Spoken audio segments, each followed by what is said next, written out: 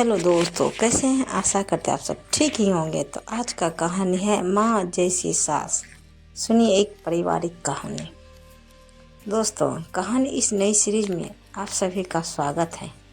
आज की इस कहानी का नाम है माँ जैसी सास। यह एक पारिवारिक कहानी है।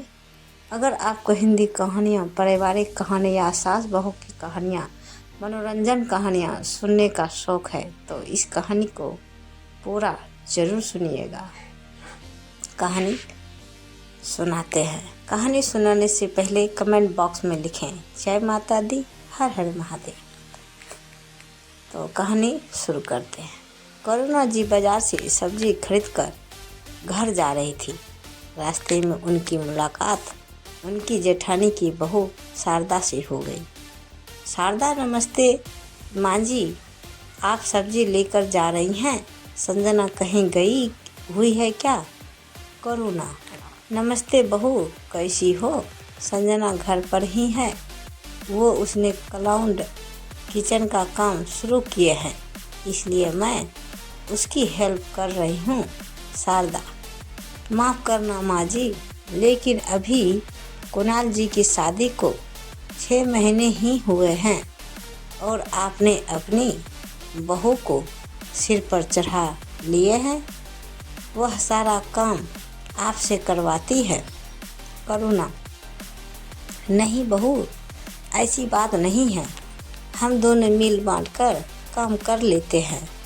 जब उसके पास ऑर्डर नहीं होते तो वह मुझे काम नहीं करने देती, लेकिन जब ऑर्डर आ जाते हैं तो कुछ काम मुझसे करवा लेती है। शारदा, अब मैं क्या बोलूँ माँ जी, जैसी आपकी मर्जी। अच्छा, अब मैं चलती हूँ। तो घर आकर करुणा जी देखती है कि संजना किसी से फ़ोन पर बात कर रही थी। वह बात ख़त्म करके करुणा जी के पास आई तो संजना, मम्मी जी आप आ गई? काफ़ी थक गई होगी, बताइए क्या लेगी?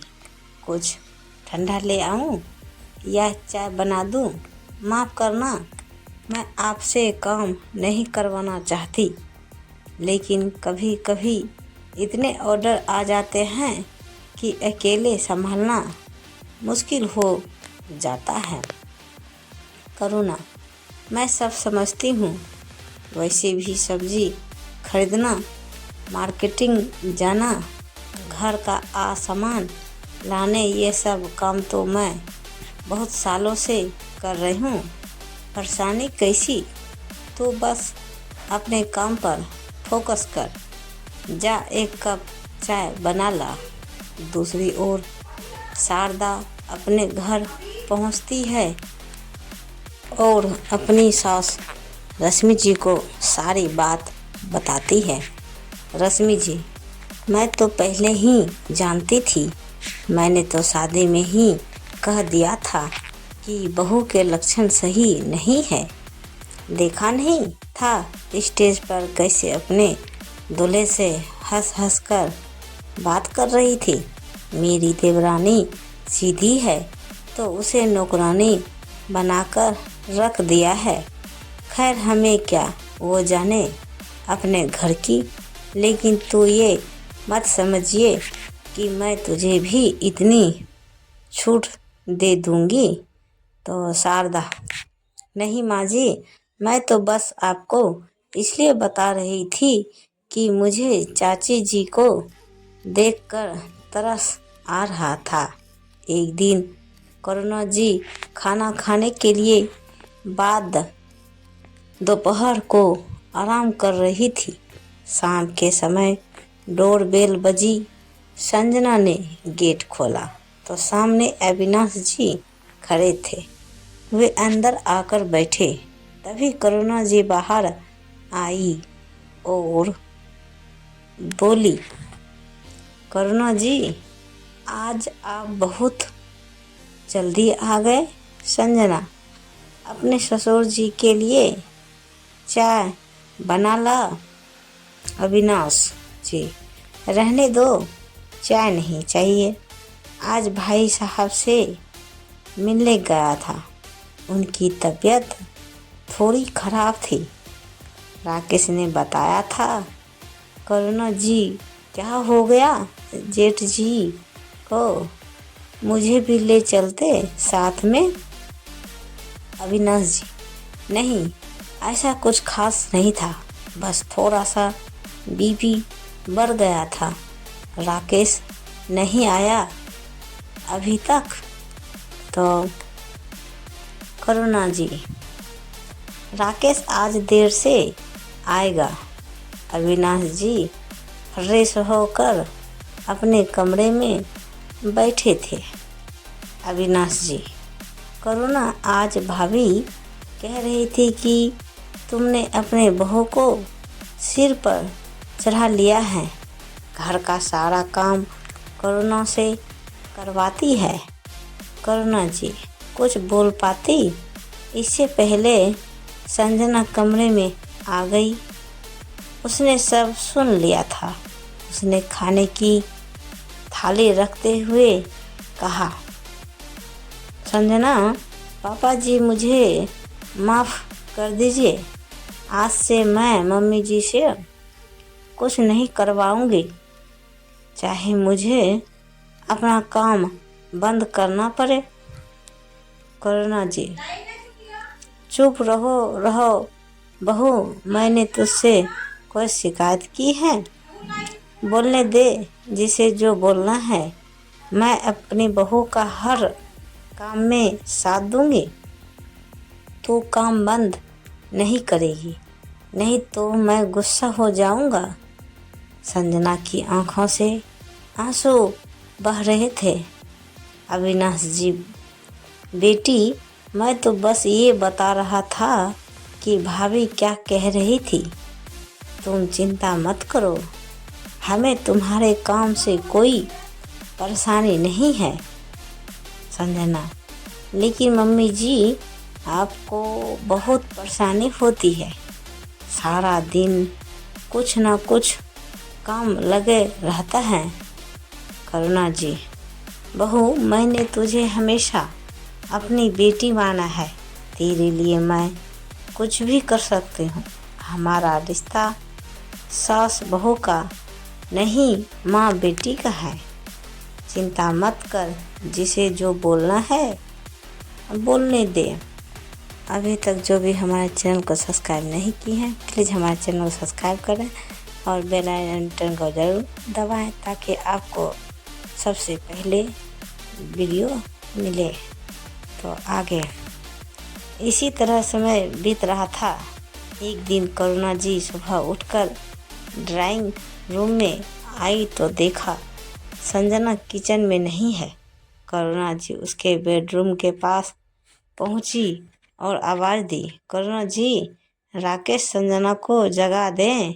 आज के ऑर्डर के लिए क्या सामान लाना है उसकी लिस्ट बना दें। राकेश, मम्मी, वो संजना को तेज बुखार है। करुणा जी ने अंदर जाकर देखा, संजना को तेज बुखार था। संजना, मम्मी जी, मैं बस अभी गोली खाकर आती हूँ। किचन में देखूंगी क्या सामान है और क्या नहीं है। करुणा जी, नहीं, तू बस आराम कर, मैं अभी तुझे दवाई देती हूँ। आज तो कुछ नहीं करेगी।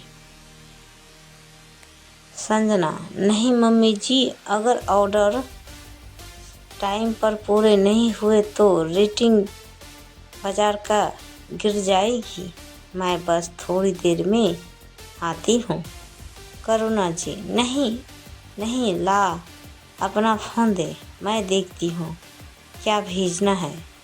संजना के मना करने पर भी करुणा जी ने नहीं मानी और उसका फ़ोन लेकर ऑर्डर चेक करने लगी। फिर वो फटाफट किचन में गई और सारे ऑर्डर एक के बाद एक पूरे करने लगी। तो शाम तक सारा काम निपट गया। रात को करुणा जी संजना के कमरे में गई तो करुणा जी, बहू तुझे तो अभी भी तेज बुखार है। राकेश, एक काम कर, तू अपने पापा के पास सो जा, मैं आज संजना के पास रुकूंगी। संजना, मम्मी जी मैं ठीक हूँ, आप अपने कमरे में सो जाइए, यहाँ आपको नींद नहीं आएगी। करुणा जी, चुप रह, बस तू आराम कर, बाकी हम पर छोड़ दे। करुणा जी, रात भर संजना की देखभाल करती रही, सुबह तक संजना बिल्कुल ठीक हो गई थी। करुणा जी सो रही थी, संजना आकर उनके पास बैठ गई। वह मोबाइल देख रही थी, उसकी आँखों से आंसू बह रहे थे। करुणा जी, अरे पता ही नहीं चला कब नींद आ गई, तू रो क्यों रही है, तू ठीक तो है।